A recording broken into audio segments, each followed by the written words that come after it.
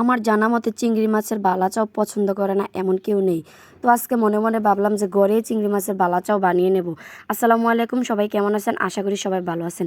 এই তো সাগরের সাদা সাদা চিংড়ি মাছগুলো আছে না, এগুলা একদম কম দামে পাওয়া যায়। তো আমি একদিন নিয়েছিলাম বড়া খাওয়ার জন্য, তো অর্ধেকগুলা দিয়ে বড়া খাইছিলাম আর বাকি অর্ধেকগুলা এই তো রয়েছে।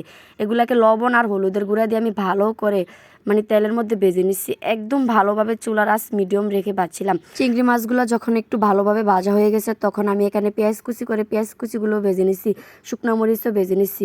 যেহেতু আমার জামাই বলছিল যে কাঁচা পেঁয়াজ খাবে না, তাই পেঁয়াজগুলো ভালো করে ভেজে নিচ্ছি। আর এখানে ধনিয়া পাতাও নিচ্ছি। চাইছিলাম টমেটো দেওয়ার জন্য, আমার জামাই মানা করছে টমেটো দেওয়ার লাগে, ওই জন্য আমি টমেটোটা দিই নাই।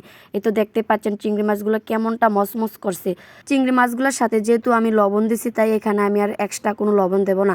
আর প্রয়োজন এখানে সরিষার তেল। এখন সবগুলা উপকরণ একসাথে ভালো করে মাইখা নিলে এই বালাসাওটা রেডি। এই বালাসাওটা খাইতে কিন্তু মজাই লাগে, টমেটো দিলে আরো বেশি মজা হইতো। এই তো সবসময়ের মতো হাত দিয়া ভর্তা হোক যেটা হোক, এই মাখামাখির কাজটা আমার জামাই এনে এই তো মাখতাছে আমার জামাই। আর কেউ কেউ যদি চান এইভাবে হাত দিয়া না মাখিয়া পাড়ার মধ্যে একদম মিহিনভাবে বাইটা খাইবেন, তাইলে ওইটা আরো বেশি মজা।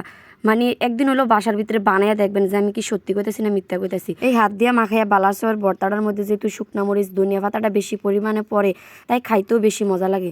এমনি হাত দিয়া মাখানোর পরেও কিন্তু মশমশা থাকে আর অনেক সুন্দর একটা ফ্লেভারও আসে এই চিংড়ি মাছের বালাসর থেকে। আমার কাছে মনে হয় বাইরে থেকে দাম দিয়ে কেনার চেয়ে মাছ আইনা বাসার মধ্যে ভালো করে নিজে বানাইলে চলে।